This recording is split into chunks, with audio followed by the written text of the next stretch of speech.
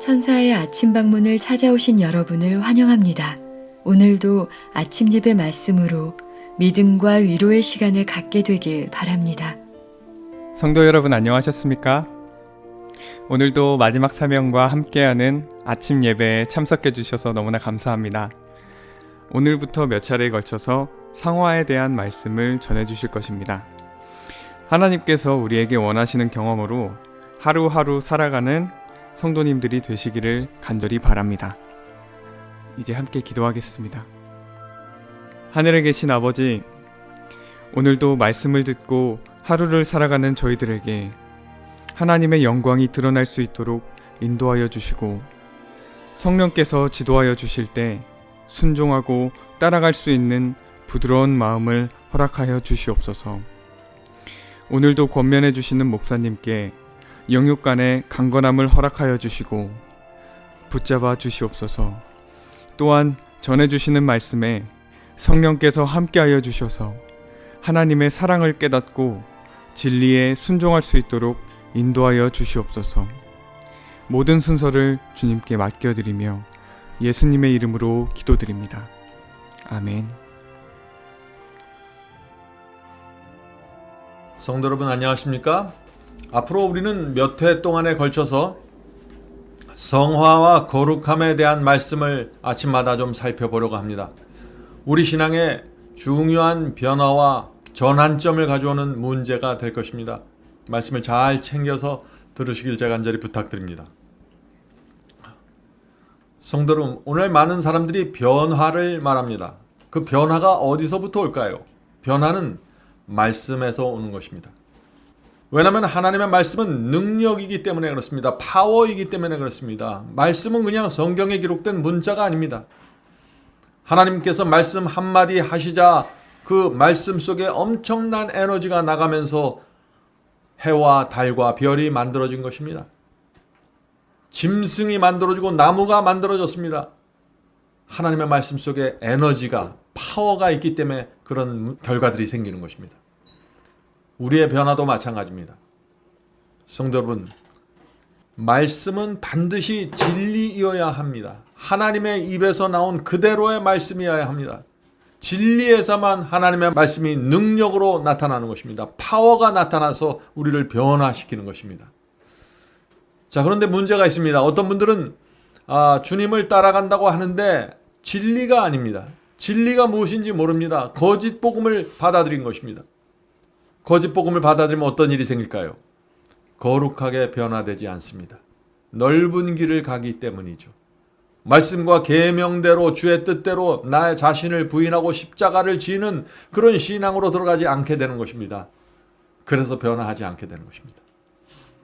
성도 여러분, 오직 진리만이 우리를 거룩하게 할 수 있는 것입니다. 요한복음 17장 17절이죠. 요한복음 17장 17절 오늘 본문 성경절입니다. 저희를 진리로 거룩하게 하옵소서. 아버지의 말씀은 진리이니이다. 성도 여러분, 하나님을 따라갈 때 가장 첫 번째 계단은 내가 믿고 있는 것이 진리인가 확인하는 것입니다. 아무리 열심히 따라가도, 아무리 큰 믿음을 갖고 따라가도 그것이 진리가 아니면 소용이 없는 것입니다. 그런데 내가 붙잡은 말씀이 진리이면 거기서부터 놀라운 변화가 시작되는 것입니다. 성도 여러분, 하나님의 말씀, 이 진리와 접촉하면은 반드시 변화가 생깁니다. 자, 어떤 변화가 생길까요? 온 마음으로 주의 말씀을 붙잡고 매달리면은 거룩하게 됩니다. 자, 거룩하다는 것이 무엇인가요?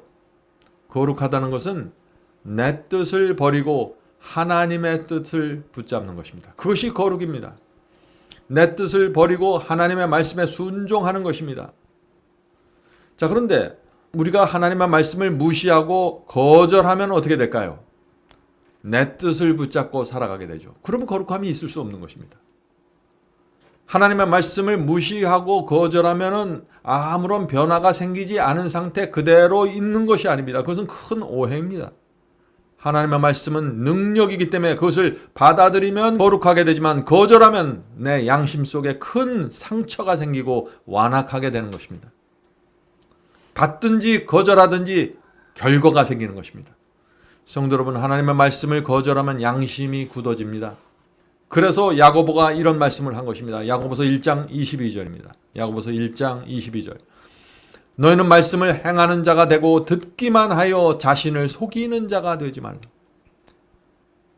이 말씀은 정말 두려운 말씀이죠. 성도 여러분, 말씀을 듣기만 하고 행하지 않으면 왜 우리가 우리 자신을 속이게 될까요? 자, 예를 들어보죠. 어떤 사람이 설교를 들었습니다. 성경 말씀을 읽었습니다. 성령의 깊은 감동이 있었습니다. 호소가 있었습니다. 그런데 그 말씀을 거절하고 무시했습니다. 순종하지 않았습니다. 그러면 이 사람이 어떤 태도를 나타내게 될까요? 다음에 그런 말씀이 들어오고 그런 설교가 들려올 때 이렇게 말하게 된 것입니다. 나도 그 설교 알아. 나도 그 말씀을 알고 있어. 나도 그 비유의 의미를 알고 있어. 나도 그 성경절의 뜻을 알고 있어. 라고 말하게 되는 것입니다. 다시 말해서 하나님께서 나에게 요구하는 뜻을 압니다. 그런데 순종하지 않겠다는 것입니다. 그러면서 이 사람은 자기 자신을 합리화하면서 이렇게 말하는 것입니다.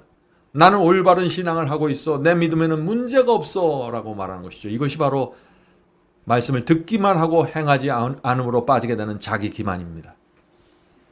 말씀에 대한 지식을 갖고 있으면 내가 주님의 자녀라고 생각하는 것이죠. 말씀을 거절하고 무시하면 반드시 우리의 마음에 상처가 남는데 그것은 양심의 완악함입니다.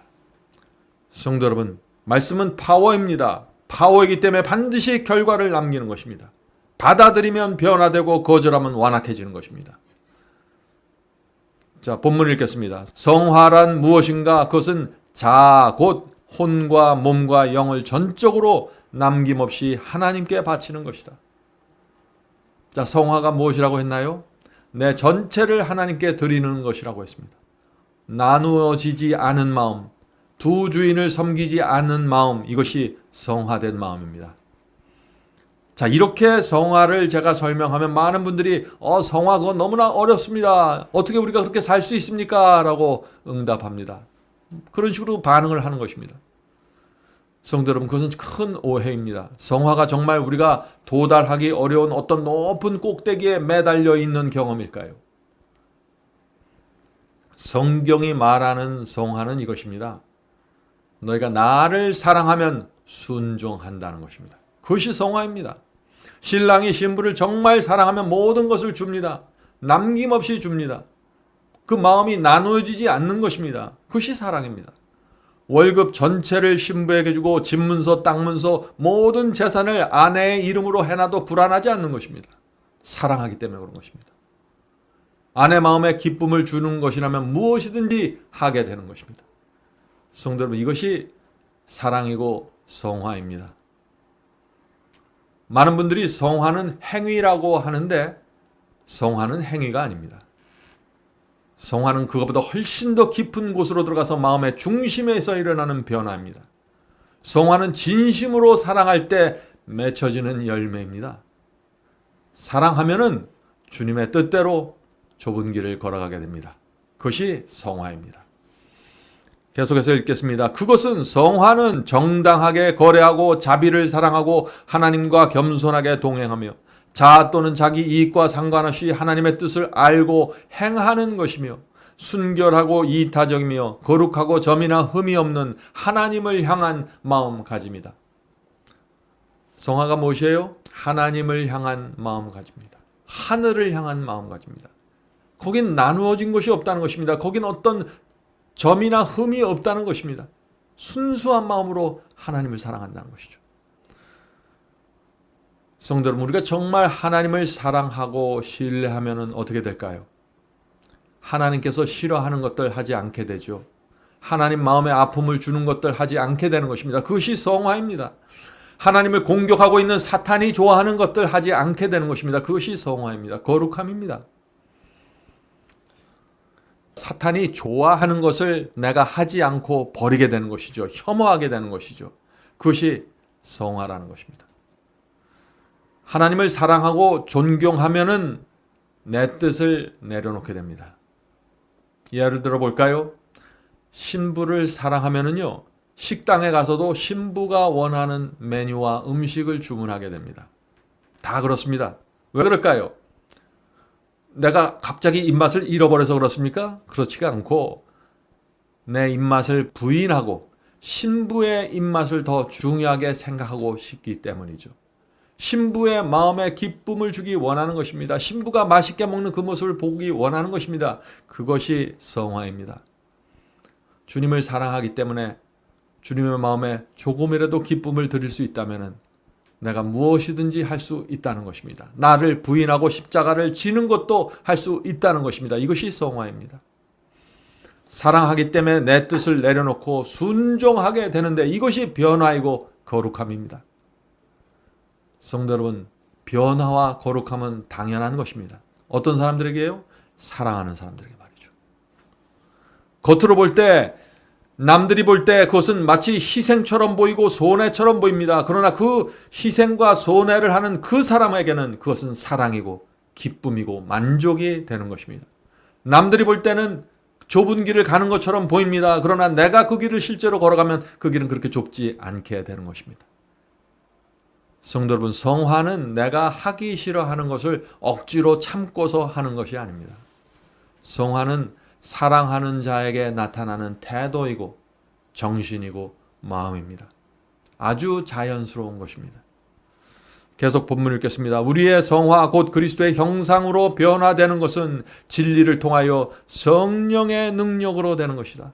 이 말씀은 정말 중요한 말씀이죠. 우리가 변화되려면 거룩함의 경험으로 들어가면 두 가지가 필요하다는 것입니다. 그 두 가지가 무엇인가요? 첫째는 진리이고 둘째는 성령의 능력입니다. 둘 중 하나만 있으면 안 되는 것입니다. 둘 중 하나만 있으면 성화되지 않습니다. 둘 다 있어야 되는 것입니다.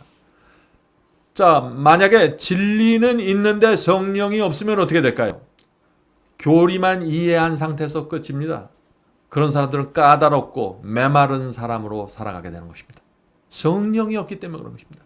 성령의 감동과 은혜가 없는데 진리에 대한 지식만 붙잡고 살아가게 되는 것이죠. 참 슬픈 생애를 살아가게 되는 것입니다. 자, 반대의 경우도 있습니다. 진리를 모르는데 성령만 받아들고 하는 것입니다. 그렇게 되면 어떻게 될까요? 원칙과 양심이 없는 감정적인 신앙에 빠지게 됩니다. 거짓 성령을 통해서 사탄에게 미혹당하기 아주 쉽게 됩니다. 성도 여러분, 진리를 모르면은 사탄이 잡아먹기 쉬운 가장 쉬운 사냥감이 되는 것입니다.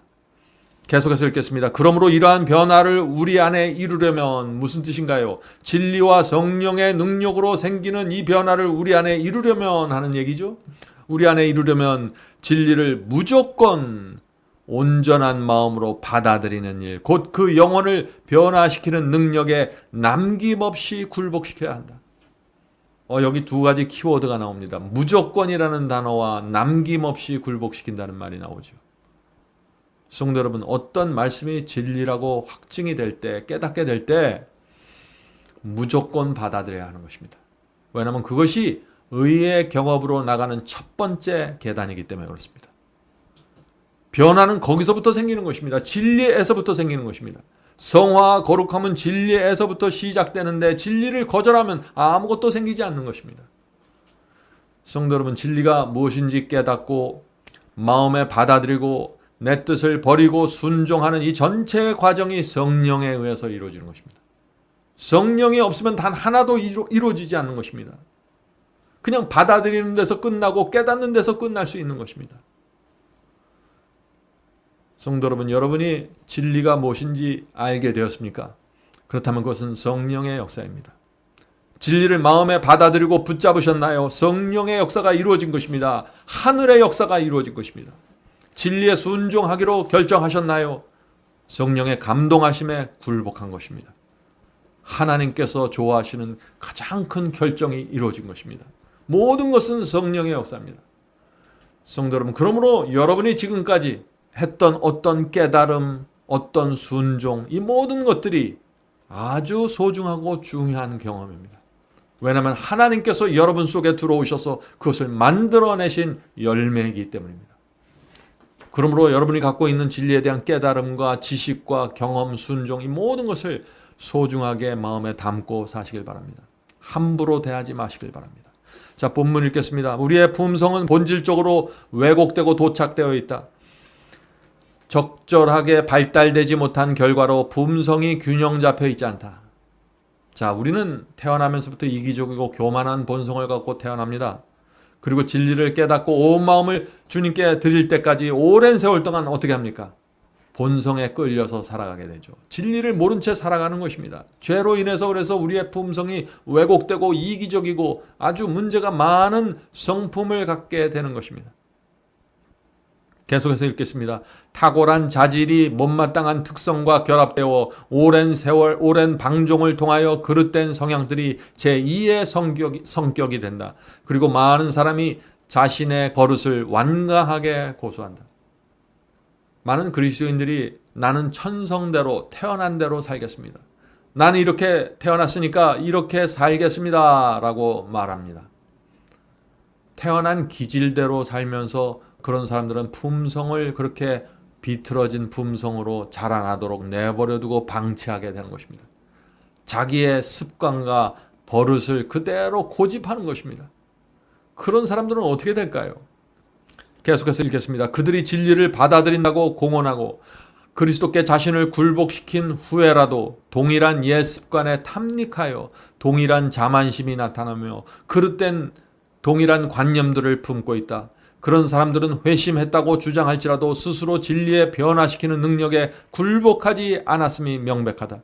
만일 그와 같이 그리스도를 그릇 나타내고 있는 사람이 변명을 하며 버리지 않는 품성의 결점들이 초래한 약점을 알게 된다면 그는 공포로 가득 찰 것이다. 내 품성의 약점을 있는 그대로 내버려두면서 변명을 하고 그것을 자꾸 합리화시키고 자기 기만에 빠지면 어떻게 될까요? 공포로 가득 차게 된다. 자, 왜 공포로 가득 차게 될까요? 이것이 얼마나 무서운 결과를 초래할 것인지 알게 되기 때문입니다. 결국에는 오늘 많은 그리스도인들이 성화와 거룩함의 이 중요성을 바라보지 못하는 것입니다.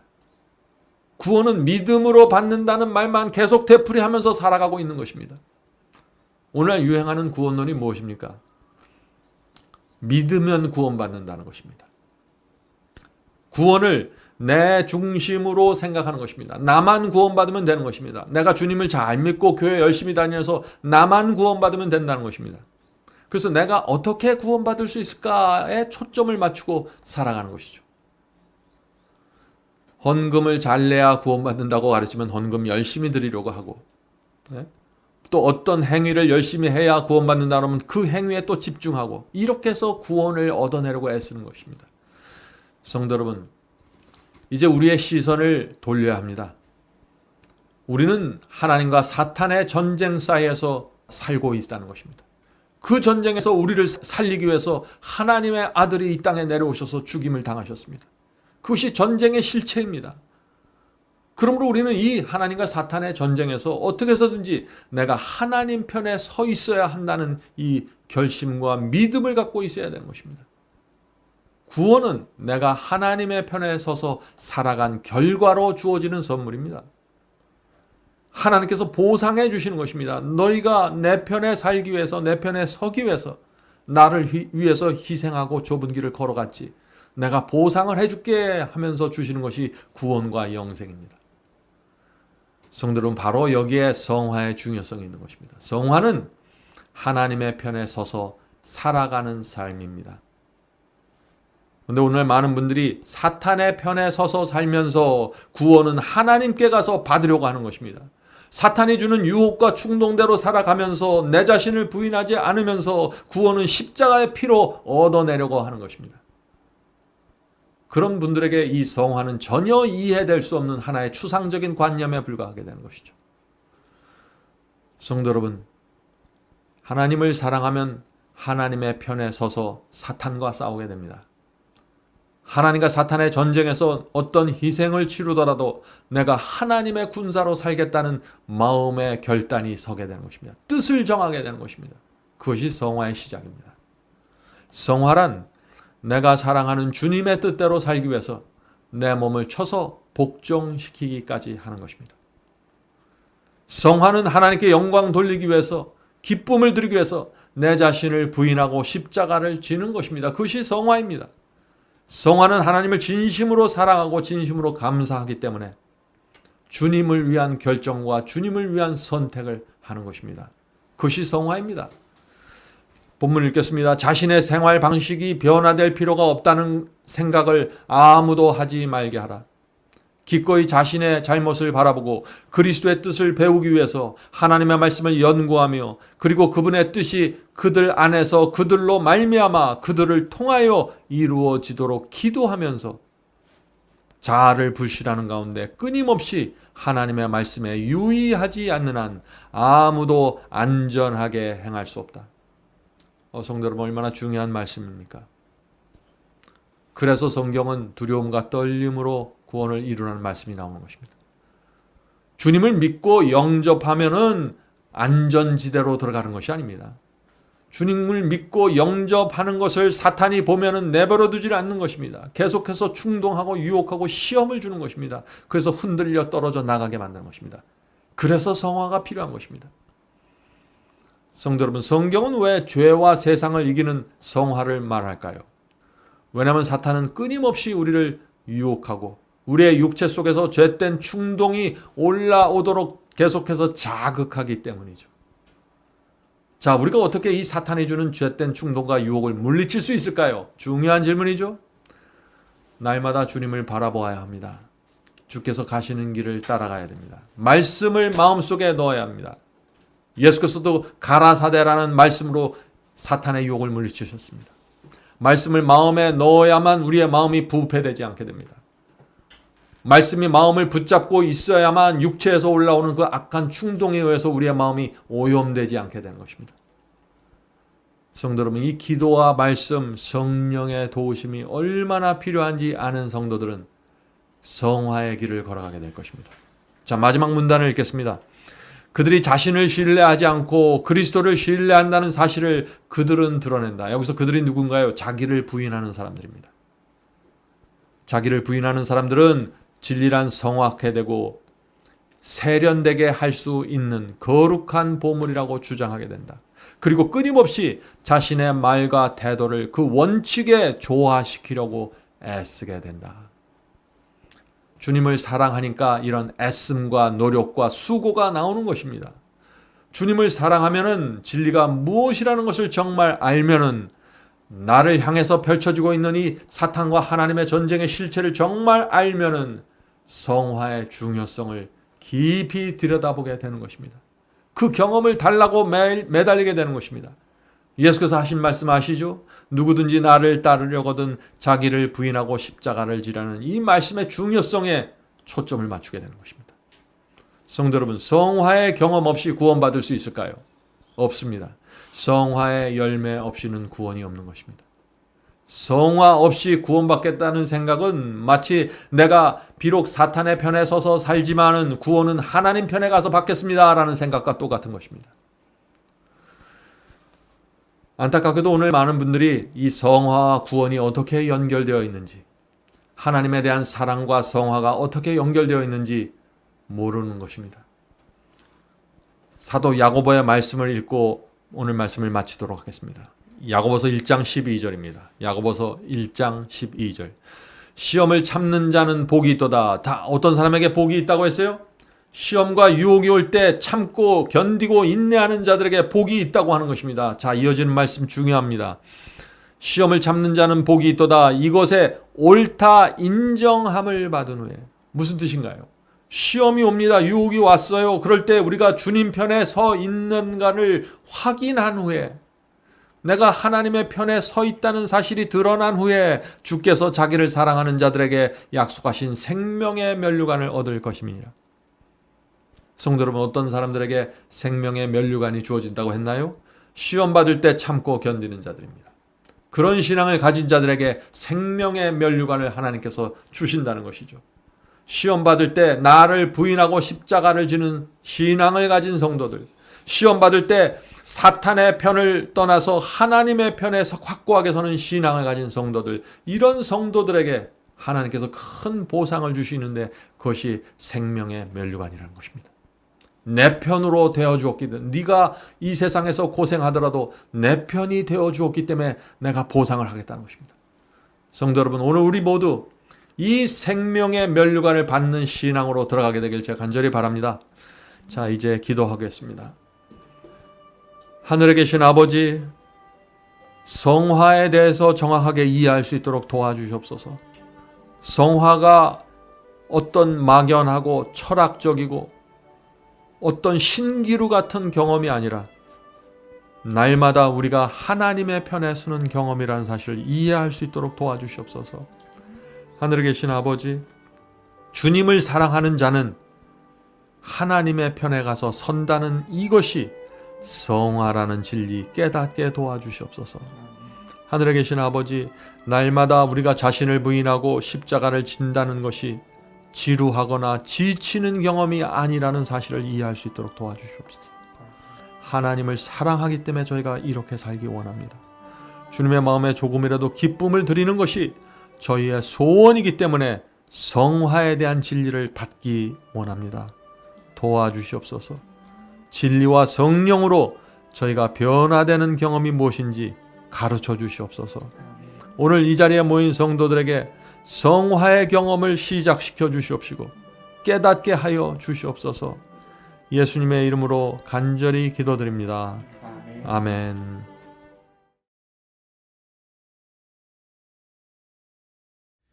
복의 근원 강림하사 찬송하게 합소서.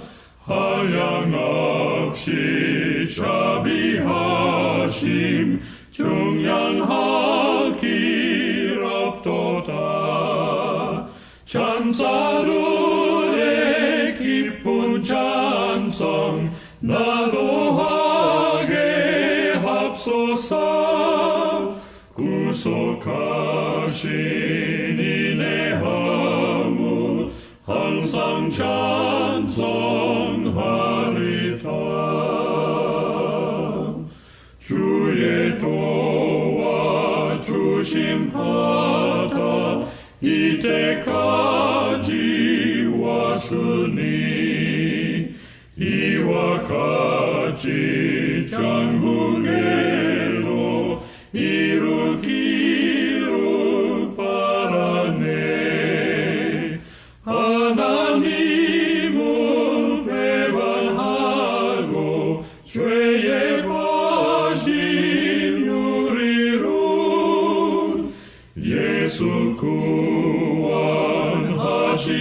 구원하시려고 보혈 흘려 주셨네. 주의 귀한 은혜 받아 일생 빚진 자 되네. 주의 은혜 사수되사 나를 주께 맵소서. 우리 마음은 연약하여 범죄하기 쉬우니 하나님이 바르시고 전국인을 지소서.